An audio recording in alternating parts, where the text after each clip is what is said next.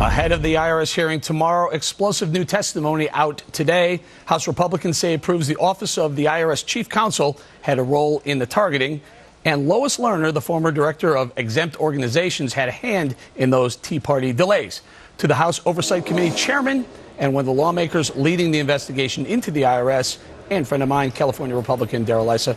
Chairman, thank you for joining us. Tell us what to expect tomorrow.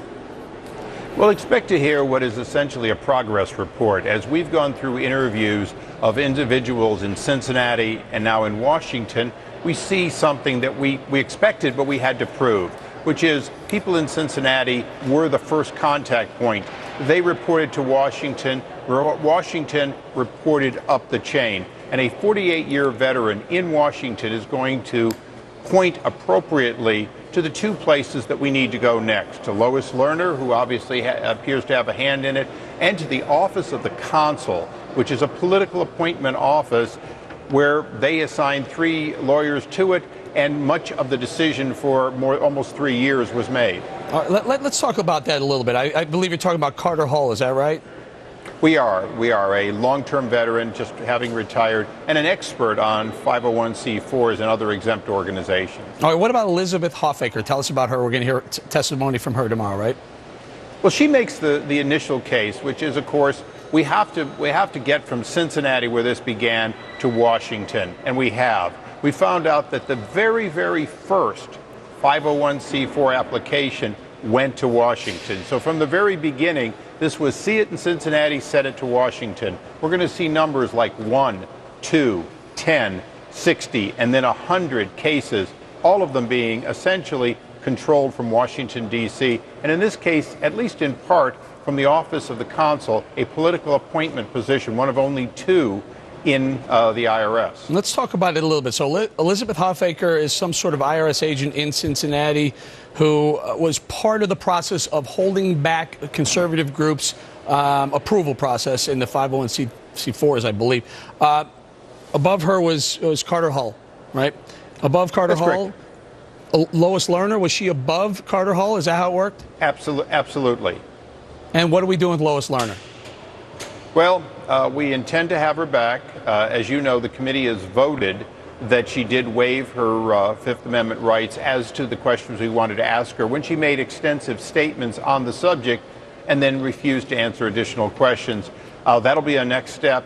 But ultimately, it's part of the stumbling in this case. Had Lois Lerner answered our questions truthfully, we could have undoubtedly gotten to the truth about this much sooner. So it's very important, Congressman, Chairman. So you'll bring her to the stand, she'll likely raise her hand, and won't she take the fifth again? Well, we have a number of ways to get this information. We're calling on the IRS to free up the communications related to this and to make other people available. But at the end of the day, yes, if government employees who continue to be government employees are paid not to talk to us, something's really wrong, as you know. Sir, wouldn't that be contempt of Congress if she does it after you decided that she waived her Fifth Amendment rights when she made her statement? You bring her back, she's sworn in again, you ask her, doesn't she have to testify at that point?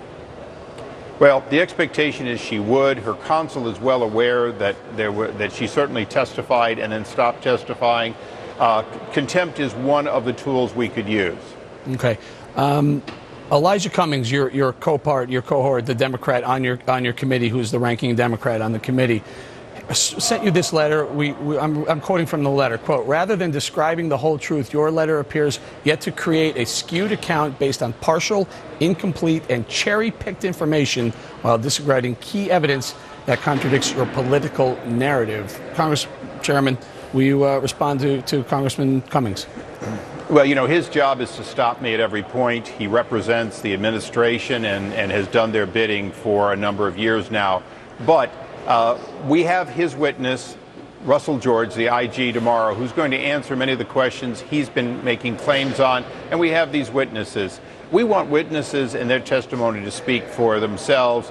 Yes, both sides are free to put out excerpts from testimony and interpret it. We think we've interpreted fairly, and we believe tomorrow's hearings going to show that people who actually had these applications and who worked up and down the chain make it very clear this was not a Cincinnati decision. It wasn't just a Washington decision, but it was handled at least in part at very high levels, including the chief counsel's office. Congressman, yesterday we reported that Democrats are trying to kind of point the finger at Russell George. Your reaction?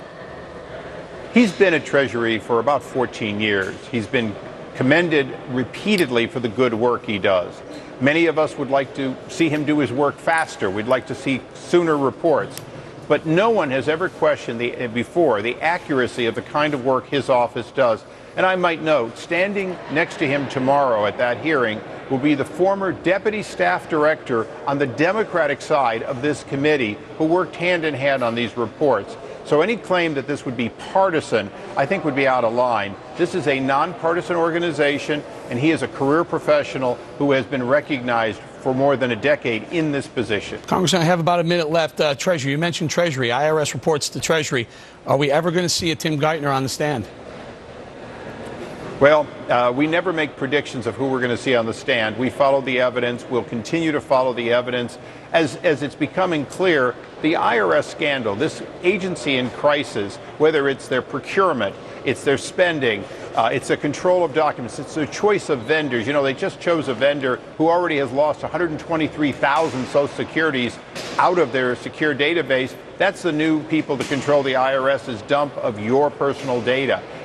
These are all areas of concern. As we follow it, we've got to follow it where it leads and fix it. I don't have a lot of time. What about leadership on your side? Where are they? There's some inside D.C., inside the Beltway whispers that maybe leadership is asking you to back off a little. Are they?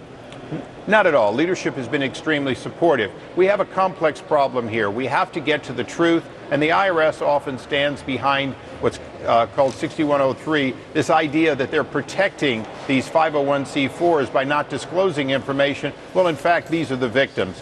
That's frustrating, but I'm working with Chairman Camp and the Ways and Means Committee to try to get to the truth and make as much of it available to the public as the law allows. Chairman, I hate to cut you off. We're going to have to leave it there up against the end of the show. Representative Darrell Issa, thank you very much for your time today.